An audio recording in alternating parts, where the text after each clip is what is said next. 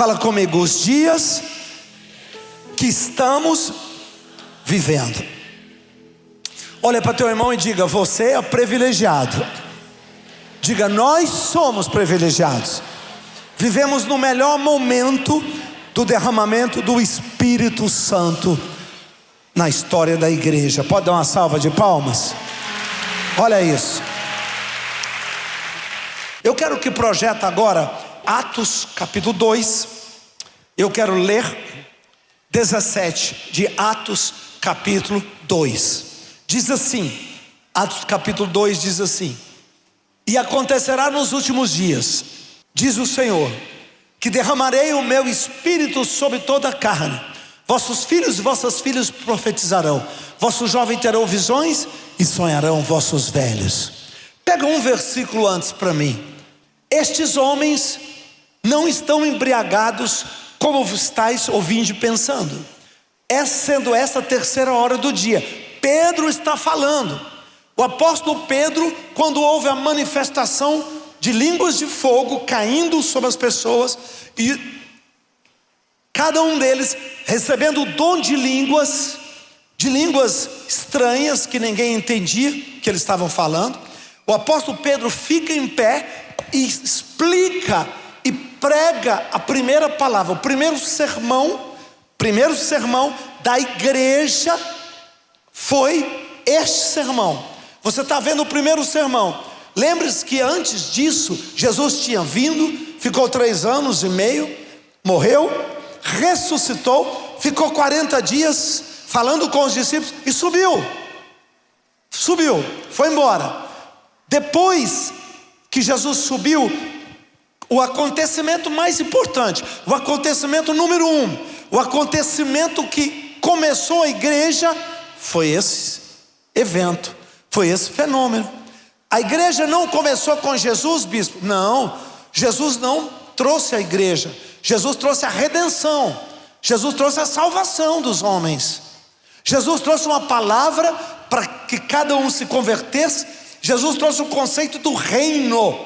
A igreja começa com Pedro pelo derramamento do Espírito Santo, porque é aí que ele fala: sereis batizados, cada um em nome do Senhor, arrependei-vos dos vossos pecados. A igreja nasce aqui. Por isso que Paulo, o apóstolo Paulo, quando ele fala, explica sobre a igreja, ele usa assim, ele diz: a igreja que foi construída sob o fundamento dos apóstolos e profetas, no qual ele era um deles.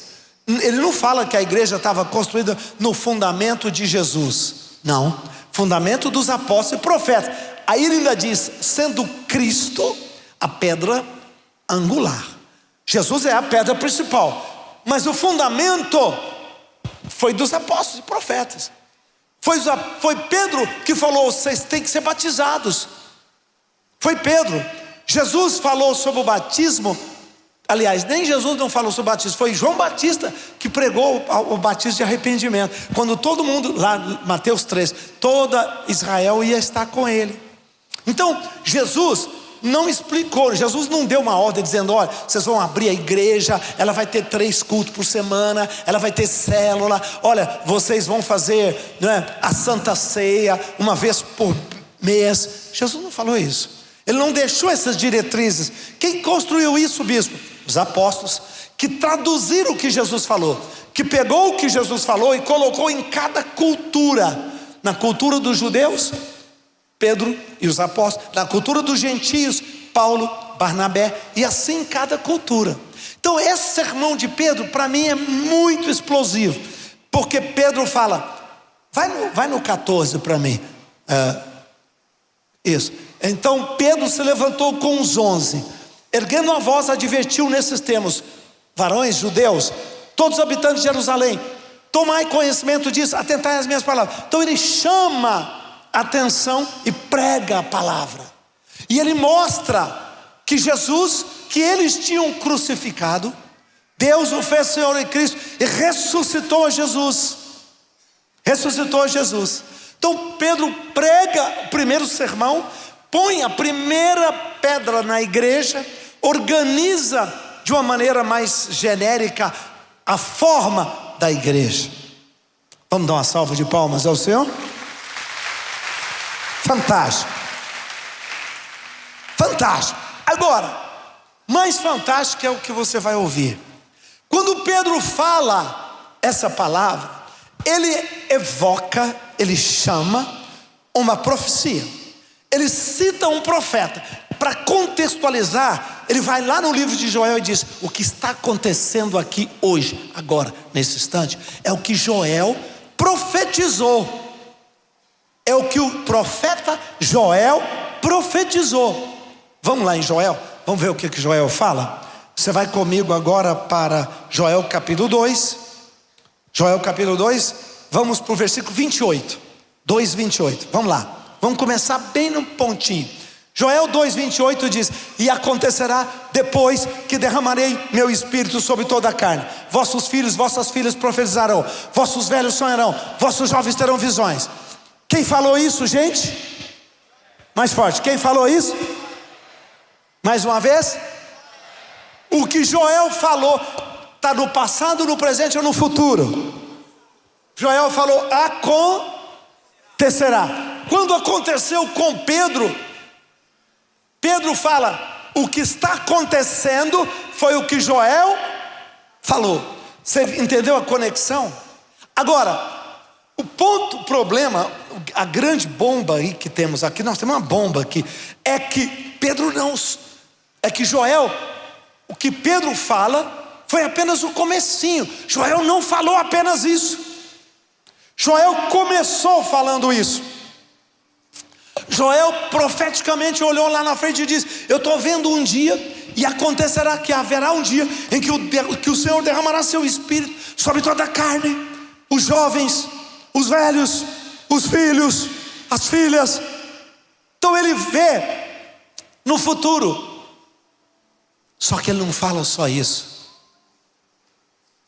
Isso é apenas o sinal mais evidente, mas tem uma série de outras coisas. Ou seja, Pedro vai lá em Joel e diz: quando isso acontecer, o Deus eterno vai abrir um portal nos céus. Vai haver uma abertura de um novo portal celestial. E quando isso acontecer, haverá uma revolução.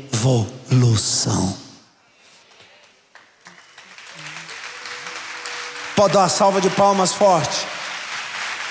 Haverá uma revolução.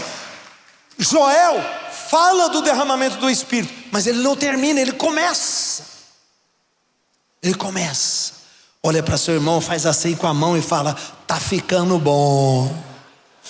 Quantos podem dizer aleluia? Tá ficando bom. Joel fala que aquilo seria o primeiro acontecimento, mas não o último, só o primeiro. E haveria uma série de outros desdobramentos. Vamos ver? Vamos lá? Vamos para o capítulo 2, que já está, 28 de Joel. Derramarei sobre o meu espírito sobre toda a carne. Agora é Joel, não é mais Atos, mas é o mesmo versículo. Aí ele diz: vossos filhos, vossas filhas profetizarão, vossos velhos sonharão, vossos jovens terão visões. Na verdade, Pedro trocou dois elementos dos lugares, mas não é preponderante isso. E agora nós vamos para o versículo 3. Começa no 1 logo, né? Já nós estamos no 2, vamos pegar logo no começo. Tocai a trombeta em Sião, dai a voz de arrebate no meu santo monte, perturbe-se todos os moradores, porque o dia do, mais forte, o dia do já vem, está próximo. Olha isso, olha isso, olha o que foi que Joel viu. Joel viu o dia do Senhor. Que dia do Senhor é esse? A primeira vinda? Não. Começou na primeira vinda, mas vai terminar. Você vai ver que nessa profecia, nesses versículos aí, nesse texto, tem sinais da segunda vinda de Cristo. Ou seja, quando o Espírito Santo se derramou, começou um dia chamado Dia do Senhor. Nós estamos no dia do Senhor. Fala comigo, dia do Senhor. Olha para teu irmão e diga, o dia do Senhor. Diga, Satanás não pode vencer nenhuma batalha, porque esse dia não é dele. A carne não vai vencer batalhas, porque esse dia não é dela. Nós estamos vivendo no dia do Senhor. Dia do Senhor. Levanta a mão e diga, dia do amor de Deus. Mais forte, dia do amor de Deus, dia do perdão de Deus, dia da misericórdia de Deus, dia da graça de Deus. Faz assim, e dia da salvação de Deus. Olha a força disso. E aí ele fala, tocai a trombeta. O que é trombeta? Palavra. Quando ele falou para trocar a trombeta, ele não estava falando sobre pá, pá, pá, pá, pá. Aliás, eles não tinham trombeta, na época eles tinham chofar. Porque o chofar é uma simbologia da palavra profética. Quando Pedro ficou em pé e pregou, ele estava tocando o chofar, ele estava tocando a trombeta, ele estava dizendo, explicando para as pessoas, ele estava derramando luz nas trevas da mente. Ele diz, dai a voz de rebate no meu santo monte, perturbe-se os moradores, porque o dia do Senhor vem, está próximo. Próximo versículo 2. Agora, dia de escuridão, dessas trevas. Você já viu tanta escuridão que tem? Tanta trevas? Já pensou tanta pornografia, tanta violência, tanto assassinato, tanta morte, tanto abuso de crianças indefesas, tanto abortos, que é uma coisa mais violenta do que um aborto, tirar a vida de um bichinho inocente, já vivo, que tem consciência de tudo, né? Aí ele diz, dia de escuridão, nuvens, negridão. E aí ele fala, como a alva sobre os montes. Você sabe o que é isso? Alva sobre os montes? É quando o sol nasce atrás de um monte e ele começa a derramar luz. Está tudo escuro. Eu, quando viajo, gosto muito. Eu já oro de madrugada, né? Eu sempre tenho um hábito uma rotina muito forte de orar todos os dias de madrugada. E quando eu estou viajando, então, imagina, eu já acordo naturalmente, biologicamente, e eu vou ver o sol nascer. E ali é a hora que eu começo a orar, começo a profetizar, e começo a chamar a existência esse povo de Deus. Começo a chamar essa profecia, porque ele diz assim, como a alva por sobre os montes, assim, na verdade a palavra é aparece ou difunde um povo grande e poderoso, qual desde o tempo antigo nunca houve, nem depois haverá pelos anos, de geração em geração. Sabe quem é esse povo? É você. Joel viu eu e viu você. Saímos levantando. A alva é como nós. Por que a alva? Porque o povo, porque quando nós estamos, onde nós estamos, tem luz, tem revelação, tem palavra, tem direção. Aquele povo forte. Aonde você está, você sabe o que é certo, você sabe o que é errado, você sabe o que é do diabo, você sabe o que é de Deus. Você tem discernimento sobre os anjos. Os inimigos não brincam com você. Sabe por quê? Porque você é uma pessoa de luz. A palavra alva é luz. Como um povo que, como de luz, se levanta vindo por sobre o monte. Você vai vencer os montes, você vai subir, você vai atravessar. Quando você estiver do lado, quando você estiver chegando lá em cima, que você está subindo o monte, você está subindo o monte dos problemas, você está subindo o monte das dificuldades, você está subindo os montes dos desafios, mas você vai chegar lá em cima. E quando você chegar lá em cima, quando você estiver com a chave, quando você estiver com a escritura, quando você estiver com a bênção, sua vida vai brilhar.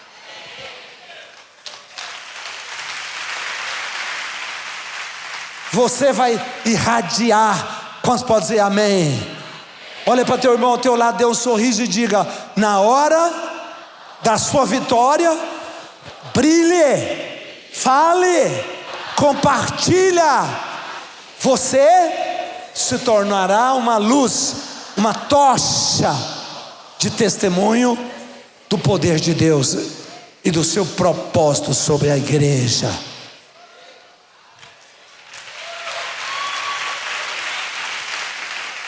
Esse versículo, gente, esse povo está junto com o derramarei do meu espírito. Esse povo é o povo que está recebendo. Esse povo, esse exército é o povo que Deus derramou o Espírito. Começou com o derramamento do Espírito. Olha a conexão. Começa falando, toca a trombeta, haverá um povo, está chegando o dia. Ele começa abrindo a expectativa. Próximo versículo, 3. Vamos lá. Aqui ele fala que vai nascer um povo, vai surgir uma geração. Aí ele fala, à frente dele, olha para teu irmão e diga, é você. Está falando de você aqui. Diga aleluia. Na frente dele vai o quê?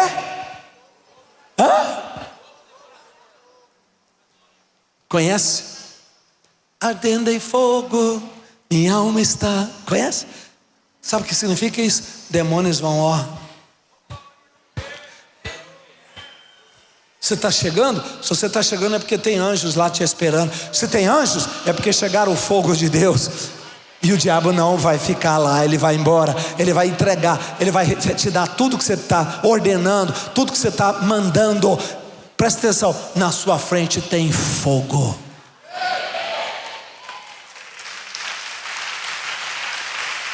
Diga comigo, quando tem fogo, tem anjos? De onde vem esse fogo? Os fogos são anjos, claro. Se não tem anjos, não tem fogo. Fogo não é físico. Deus não usa esse conceito de incandescência de alguma, queimar uma matéria física. Não, está falando de coisa espiritual. Meu irmão, quando você chegar, o anjo de Deus já está lá. E ele foi um pouquinho na frente, sabe para quê? Para queimar o lugar, para limpar, para queimar as maldições, para preparar o caminho aonde você estará chegando, em nome de Jesus.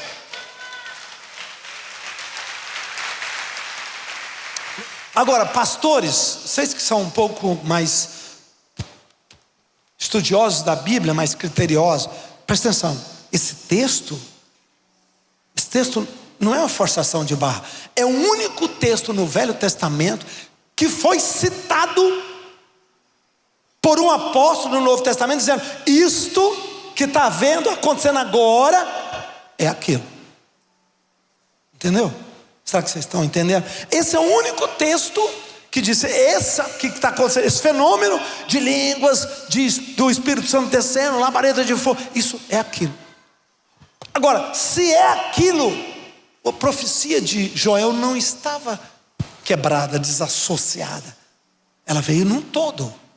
Então ele fala, à frente dele haverá um fogo, atrás chama que abrasa, diante dele a terra é como o jardim do Éden, atrás um deserto. Como assim? Como assim? Tudo que está diante, fala assim comigo, faz assim, diante dele. Não, mais forte, diante dele. Diga, tudo que eu vejo, tudo que eu chamo à existência, tudo que eu olho, se tornará um jardim. Tudo que você olhar, tudo que você orar, tudo que você focar, tudo que você profetizar, vai florescer.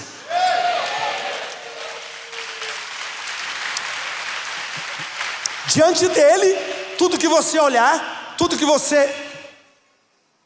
Hoje eu falei uma frase importante para uma pessoa. Diga comigo, eu só crio.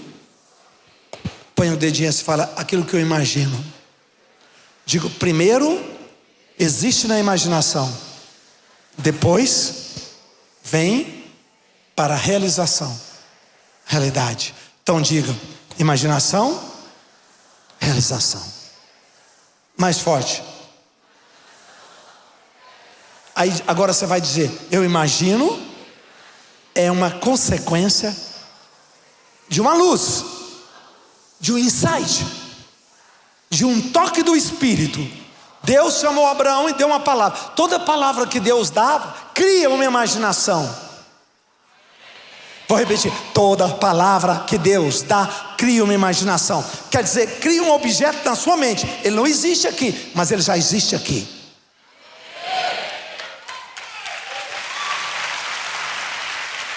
Tudo que você vive, tudo que você pega, o carro que você anda, alguém imaginou antes. O avião, alguém imaginou antes.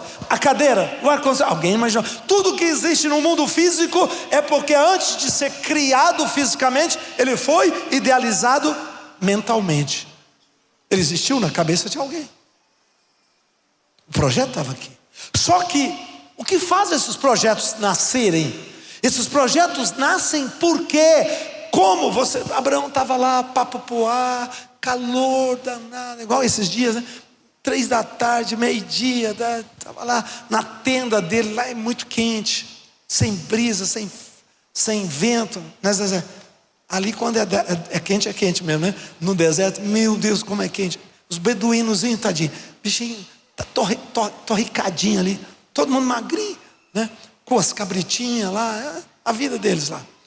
Estava lá sentado, de repente, uma palavra, Deus aparece e solta uma bomba na mente dele. Bom, Abraão, o que foi, Senhor? Meu Deus, e já ajoelha, e Deus começa a falar: Abraão, eu tenho uma promessa para você.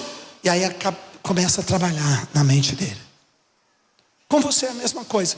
Essa semana, este mês, Deus vai encher sua cabeça de ideias, Deus vai encher sua cabeça de insights, Deus vai encher sua cabeça de projetos, Deus vai encher sua cabeça de situações. Você vai olhar na frente e dizer: eu vejo o Éden. Faz assim, ó, eu vejo o Éden. Diga: eu vejo meu apartamento de 4, 5 quartos, minha casa, minha empresa. Eu vejo a empresa de 500 funcionários bombando. Eu vejo, né? Eu vejo minhas células, minha equipe transbordando. Eu vejo. Fala para o seu irmão: veja lá na frente. Diga: o que você foca, você imagina. O que você imagina é o protótipo para a sua realização.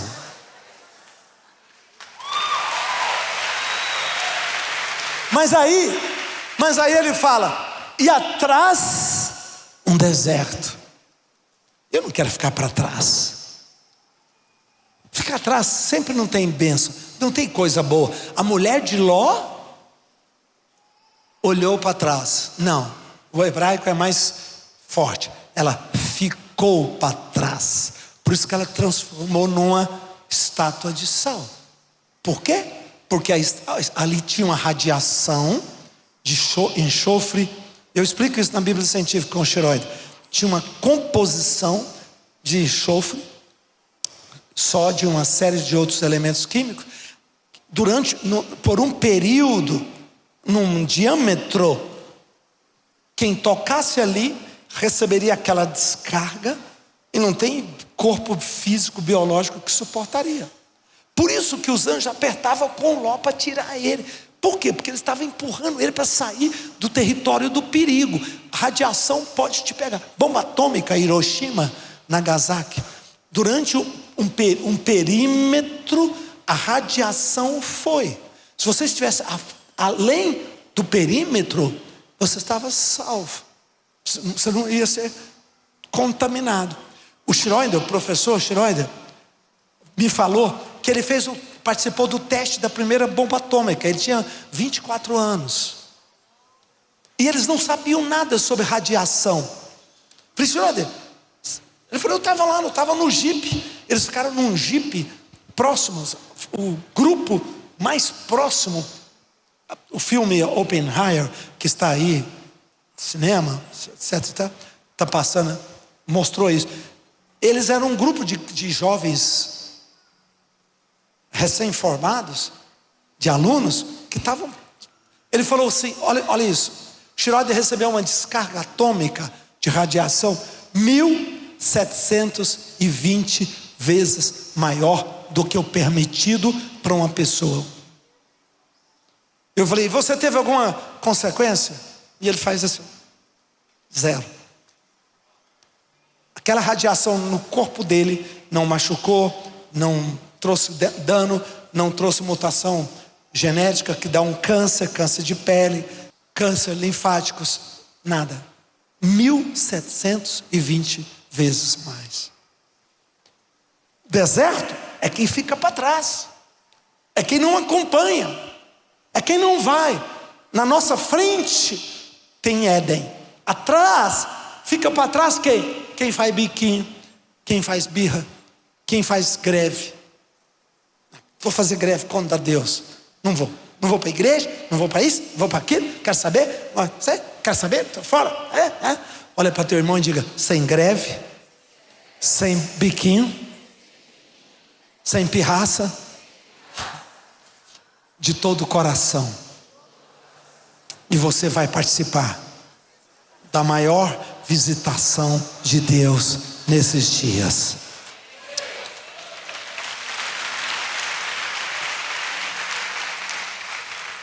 Quantos concordam? Diga para a pessoa ao seu lado: eu não vou te deixar para trás. Você não vai ficar lá no deserto atrás. Fala assim, faz assim, atrás só tem deserto. Lá não tem nada bom. Tudo que está bom está na frente, tá? O jardim está nos esperando na frente. Sua empresa, seu negócio, seu salário, sua promoção, não é, seu casamento, suas conquistas, sua vitória está te esperando nos próximos meses na frente. Amém, Brasil? Uma salva de palmas a esse Deus. Está tudo na frente. Tudo na frente. Que coisa sobrenatural. Está dentro do intervalo desses dias que Pedro pregou. Próximo versículo 4. A sua aparência, força. Cavalos é força. Fala. Olha para teu irmão e diga: sabe como é que o diabo te vê? Quem sabe como o diabo olha para você? Sabe como ele te vê? Ele te vê forte. Satanás nunca te vê fraco. Quem vê te vê fraco são os anjos do Senhor, que chega lá e fala: ele precisa de ajuda, eu vou lá. Satanás, quando te olha, ele só vê um monstro de força. Por quê? Porque Deus colocou em mim e em você. Mesmo quando você está quebrado, mesmo quando você está desanimado, mesmo quando você está ferido, quando você está indignado, Satanás te olha, ele não vê você assim, ele vê você forte. O animal que o Senhor usou para simbolizar cavalos, cavaleiros. E outra coisa, correm. Fala comigo, corre. Olha para teu irmão e diga: você vai correr. Deus não vai te fazer andar, não. Ele vai te levar correndo. Teus milagres vão correr a partir de agora. Deus vai te dar bênçãos rápidas. Deus vai te dar respostas rápidas. Tudo na vida espiritual será rápido. Você é esse povo. Nós somos esse povo. Não é o povo de Israel, não. Uma vez eu conversei com um judeu, ele diz: não, mas isso diz respeito a Israel. Israel, vocês receberam línguas de fogo já? Não. Sabem quando aconteceu línguas de fogo na história da humanidade? Visivelmente? Não. Em Atos 2, lá em Jerusalém. Aconteceu? Sim. Foi quando surgiu a igreja. É mesmo. Sabe que dia? Não, no dia de Pentecostes, da festa de Pentecostes. Cumpriu inclusive o calendário oficial de Israel. Não acredito. Sim. Como é que está falando sobre vocês? Vocês participaram? Não. Falei, graças a Deus, sobrou um pouco para nós, sobrou melhor para nós. Quantos dizem o filé é nosso? Aleluia. Uma salva de palmas a esse Deus bom.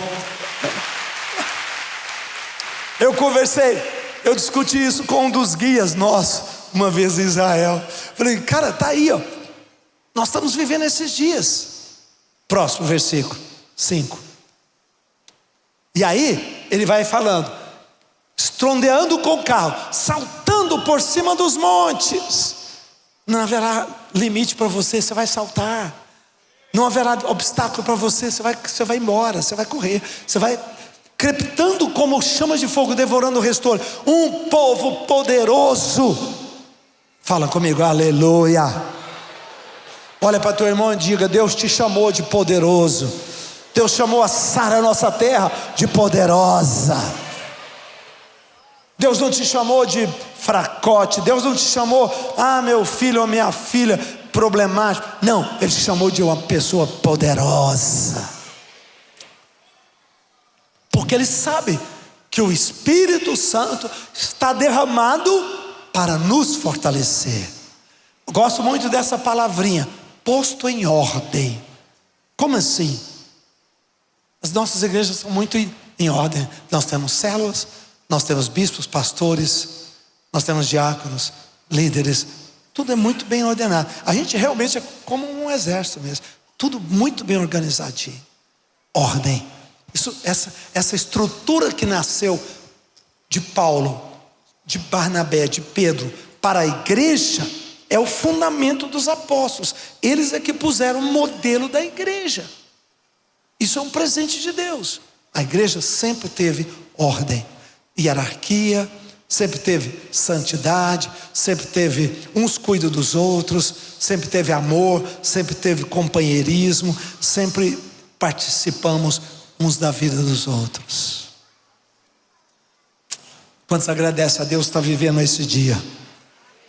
Levanta a mão e diga: muito obrigado, Jesus, porque eu nasci nessa época, porque eu posso viver nessa época. Diga: eu te agradeço muito, muito, muito, muito por estar vivendo esses dias. Amém?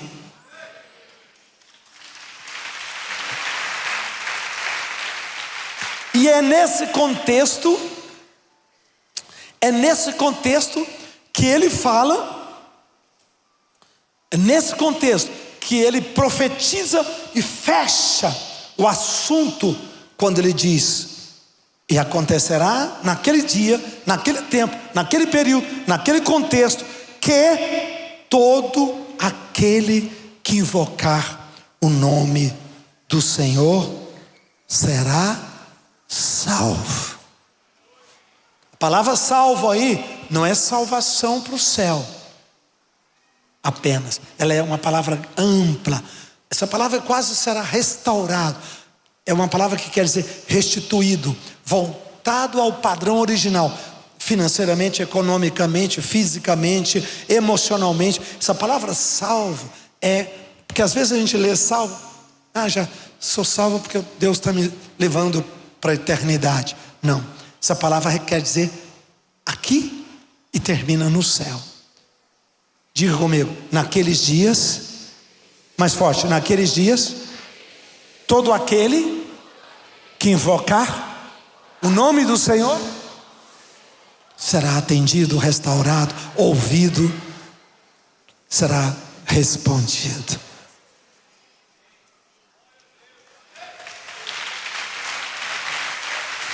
Faz assim, hoje, esses dias.